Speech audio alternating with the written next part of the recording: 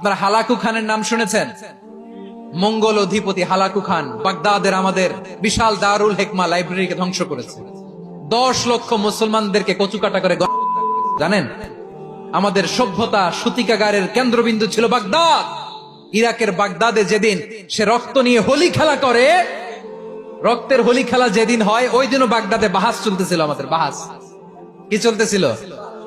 আপনাদের এলাকায় বাহাস আছে? এই প্রচলিত বাংলাদেশে যে বাহাস, এটার সাথে ইসলামের কোন সম্পর্ক আছে? এই পর্যন্ত বাহাসের পরে পরাজয় বরণ করছে এরকম কোন দল আপনারা পাইছেন? আমি পাই নাই। প্রত্যেক দলই বাহাসের পরে সংবাদ সম্মেলন করে বলে আমরা জয়লাভ করিয়াছি, ওনারা পালাইয়া চলিয়া গিয়াছে। আছে না নাই? কারণ সত্য জানার জন্য, সত্য মানার জন্য আসে না তো, নিজের জ্ঞান জাহির করার জন্য বাহাস করে। বিপক্ষ দলের আলেমকে ছোট করার জন্য বাহাস করে। এই বাহাসের স্থান ইসলামে নাই। চিল্লায় বলো ঠিক কিনা? এই সমস্ত বাহাসের দিন শেষ, ঐক্যবদ্ধ হওয়ার বাংলাদেশ। প্রিয় ভাইরা, হালাকু খান সে দারুল হেকমা লাইব্রেরি জ্বালিয়ে পুড়িয়ে এই সব দামি দামি বইগুলো, আমাদের দামি দামি ঐতিহাসিক তুরাসি ক্লাসিক বইগুলোকে দজলা নদীতে ফেলেছে। পুরা দজলা নদী কালো হয়ে গিয়েছে। 10 লক্ষ মুসলমানকে চালিয়ে এই রক্তের বন্যা যখন দজলা নদীর পানিতে মিশে গিয়েছে, দজলা নদীর পানি লাল হয়ে গিয়েছে। যেই দিন বাগদাদে গণহত্যা চলে ওই দিনও বাগদাদে বাহাস চলতেছিল। কিসের বাহাস জানেন? মেসওয়াক, ডান মারি থেকে করা সুন্নাহ, এটা আমরা জানি। এখন কি উপরের মারি না নিচের মারি? বাহাসের বিষয়।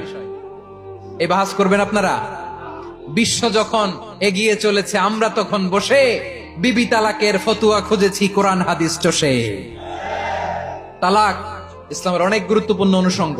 তালাক কোরআনের একটা সূরা।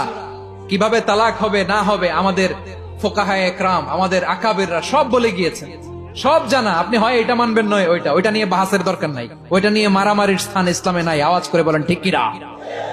এখন পেকুয়ার ভাইরা, শেষ কথা বলি, আওয়াজ করে বলেন আমরা ঐক্যবদ্ধ হতে চাই কি চাই না? চান? এই যে আমি বিনয়ের সাথে আলেম সমাজকে জাতীয় ঐক্যের আহ্বান জানালাম, এটার সাথে আপনারা সংহতি প্রকাশ করেছেন? বিনয়ের সাথে আজকের এই পেকুয়ার ময়দান থেকে আমাদের রাজনৈতিক নেতৃবৃন্দদেরকে জাতীয় ঐক্যের আহ্বান জানাই, আপনারা সংহতি প্রকাশ করেছেন?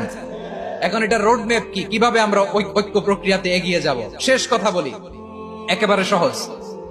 আমাদের ওলামা মাশায়েখদেরকে, আমার মাথার তাজ, তাদেরকে আমরা বলি, এই যে আমরা ঐক্যবদ্ধ হই নাই, আমরা কি বড় কিছু অর্জন করে ফেলছি? বলেন, আমরা কি খুব পাওয়ার সম্মানের জায়গায় আছি? খুব স্ট্রেংথের জায়গায় আছি?